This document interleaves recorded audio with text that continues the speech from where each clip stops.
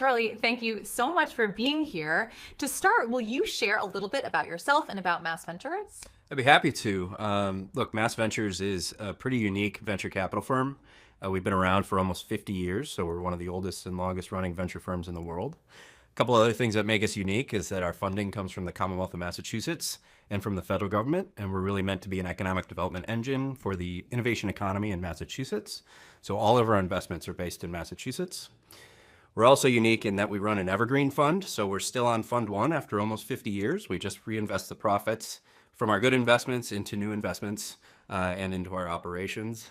Another thing that makes us unique is we really try to determine our investment criteria based on what's important to the Commonwealth of Massachusetts. So we try to align with the governor's economic development plan, which today includes things like climate tech, robotics, advanced manufacturing, advanced materials, AI and quantum. And so we're really focused on seed stage deep tech as our area of focus. Another thing that makes us unique is we're so much more than just a venture fund. We actually run a variety of non-dilutive grant programs. We run a variety of programs meant to educate entrepreneurs, even if we're not investing in them. So we have a founders school for people who really don't come from backgrounds where they might know about entrepreneurship. We have a commercialization accelerator, which helps mostly academics with spinning out their technology from local universities and other things. And so we're focused on seed stage deep tech, emphasis on academic spinouts, emphasis on diverse founding teams, and diverse geographies around the Commonwealth. Very cool. Well, and as somebody who's long on Boston, generally, I love to hear about, kind of skating to where the puck is going. That's right. Because we are really at the cutting edge of so many of these industries. So such a great focus that you have. We are fortunate to be able to focus in Massachusetts because we do have so many great technologies coming out of our universities and research centers, and they're game-changing technologies that are exciting to see come to market. Yes, agreed. So when it comes to the investments that you're making, what do you like to see? What gives you a sense of conviction in a founder or a company or an idea? Yeah, so what I didn't mention is we also have an investment thesis that I think is all encompassing, but it's a thesis that we live by, and that's diverse teams outperform. So the first thing we look at is founding teams that understand the power of diversity and weaponizing diversity to achieve outsized returns. So our investment thesis starts there, and founders that recognize that diversity is important to them creating a successful business, and a successful business with outsized returns is the first thing we look for. Because we're seed stage deep tech, so much is on the founding team, right? Because we're often investing in entrepreneurs who think they're going to have a business that's going to be just a new industry or something that's so different from what's out there. And so there's not much we can do oftentimes with regards to competitive analysis or market analysis. It's more, is there a market need for this? And are the market customers willing to switch from the status quo because of this, value proposition that the entrepreneur is bringing? But again, it goes back to the entrepreneur. I look for entrepreneurs that are passionate, intellectually curious, hardworking, work ethic, and then just, willing to kind of understand that they don't know what they don't know, and willing to learn and willing to ask questions. So when I have an entrepreneur pitch me and they ask a lot of questions, I start to get really interested.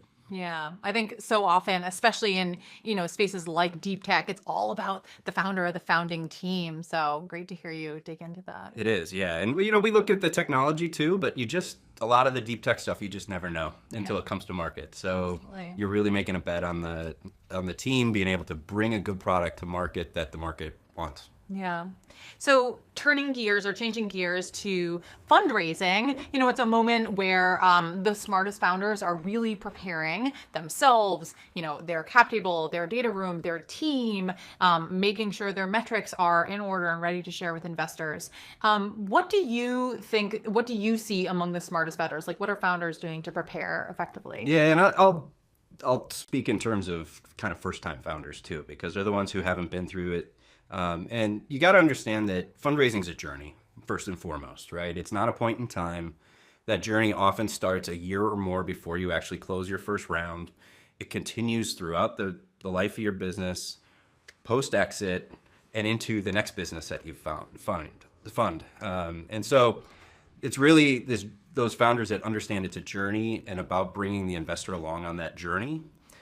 So the best founders I see, you're not going to get every investor on the journey day one, but you're going to collect them over time, and some are going to leave your journey along the way because it's not a fit. But they understand from day one that I might not close this round for a year and a half. So what are all the things I can do to prepare myself to get to that point? And a lot of it is just, it's being prepared, understanding who the potential investors are, understanding who those investors are as people, what their values are, I think is important. And then also just saying, asking those questions of, what are you looking for in investment? When I get to what metrics do you need to see? And then conveying those metrics in your progress on a monthly basis, right? It's a very simple thing to do, to send a monthly update. Say, here's how we've added to the team, here's how we've built out the technology, here's a customer we got, and start to build towards those metrics so that the investors can see you on that journey. And then when you get to that point where you're about to hit those metrics that those investors want to see, that's when you can start saying, hey, is a term sheet possible here, right? And so the best founders understand it's a journey. They also understand that they can't do it alone. So they bring people on that journey with them, whether it's advisors, experienced entrepreneurs who've done it before, and peers who are going through it as well. So the best founders kind of do it a journey, but it's not a solo journey, if that makes sense. Yep. We are very big fans of the idea of being, supporters, advisors ourselves, and really helping founders see around corners. Since, to your point, like oftentimes first time founders don't know what to anticipate. Right. So I agree about that team sport. So last question is around, what's exciting? What is exciting to you right now in terms of technology, in terms of Boston? Feel free to take it in any direction. I've been an entrepreneur and investor for 30 years, and I've never been more excited than I am right now about what we have going on in Massachusetts. In particular, I think, we have so many great founders and technologies coming out of our universities and research centers and from others. We have a really great supportive ecosystem here that's really trying to help those founders get funding. The last year and a half, 2 years has been slow in early stage venture, but we've actually leaned in. We've probably half our portfolio has come from the last 2 years when everyone else has pulled back, and those companies are doing really well. And so I'm excited to see what the future holds for them, right? So we just have all the ingredients here in Massachusetts for successful deep tech founders in particular, but just entrepreneurs in general. And it's, this supportive ecosystem like you and others that really help those founders with, increasing their probability of success and being able to raise and grow a business and ultimately create something really great. Yeah. Well, I totally agree. And so grateful for all that you do for this community. And thank you so much for doing this video together today. Yeah, thank you. Thanks. Thank you.